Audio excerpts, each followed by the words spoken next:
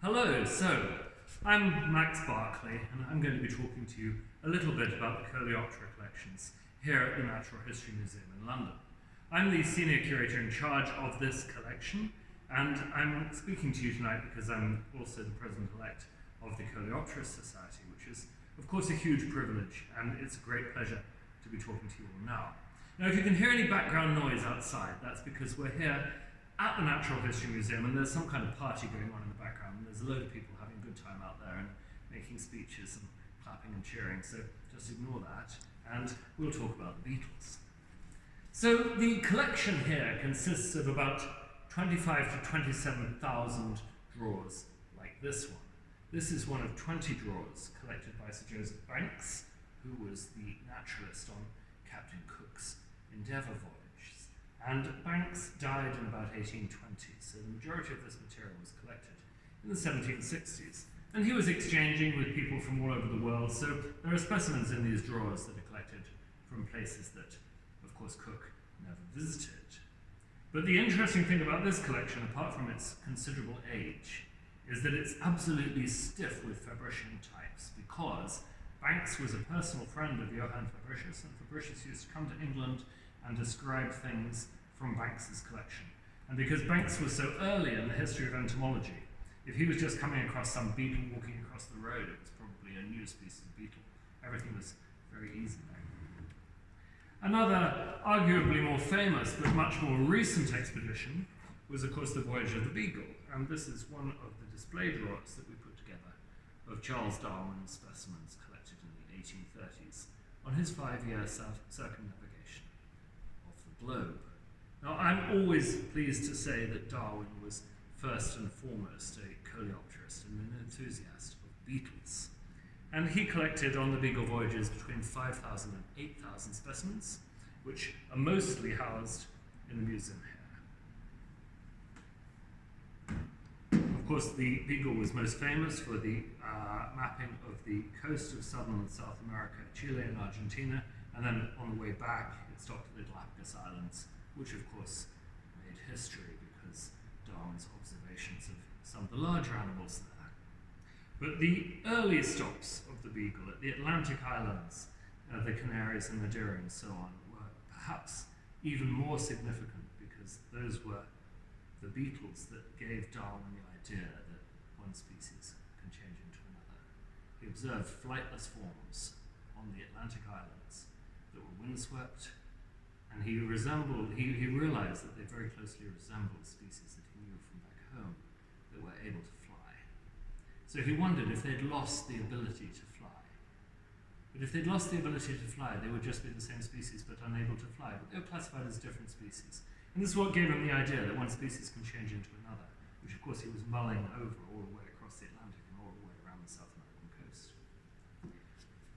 Now we just talked about 2 drawers, but we have more than 20,000 drawers. And a great number of the drawers here at the Natural History Museum are still in this kind of state. This is 1930s gold standard curation on cork slats.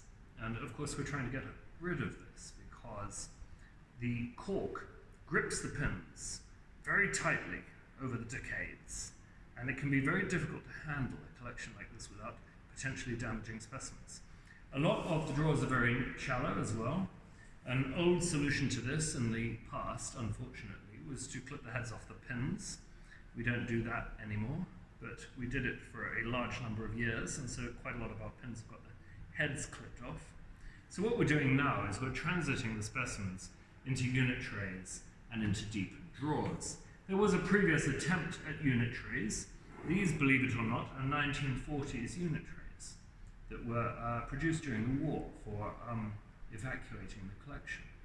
But instead of having cork or plastozote in the base, they've got some kind of matted plant fabric.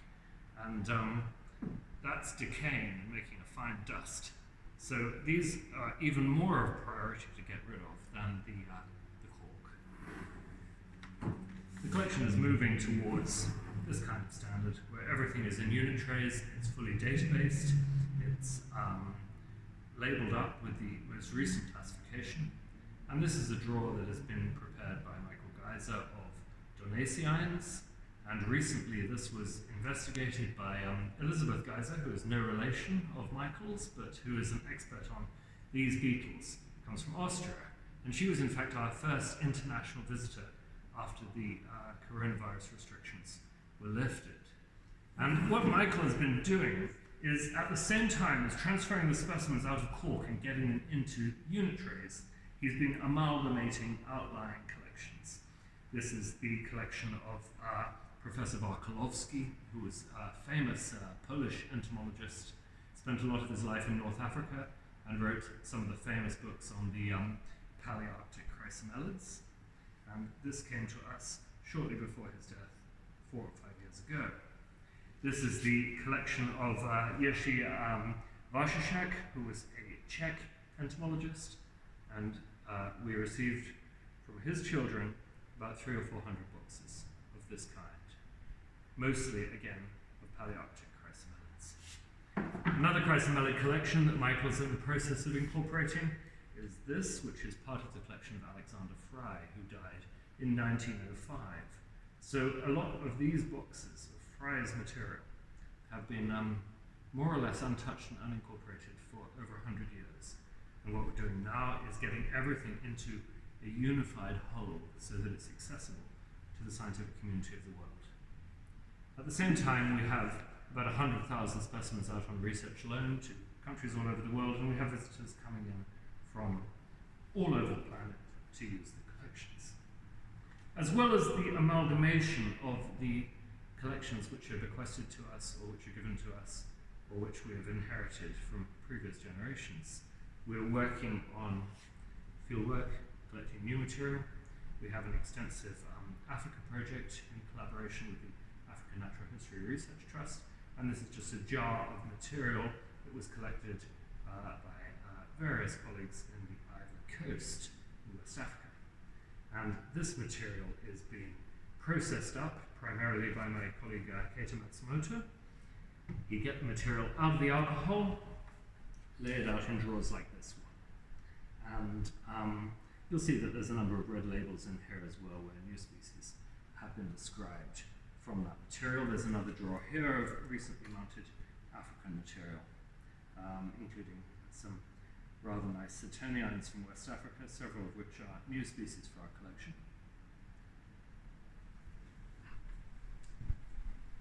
Now, some of the insects have recently made their way into the newspapers. I think we have the claim to fame of being the first time that a Tiliad beetle has appeared on the front cover of a national newspaper. This was a species that my colleague Michael Darby named after the environmental activist Greta Thunberg. And when she came to the climate summit in Glasgow a couple of weeks ago, she dropped in to have a look at the species that was named in her honour.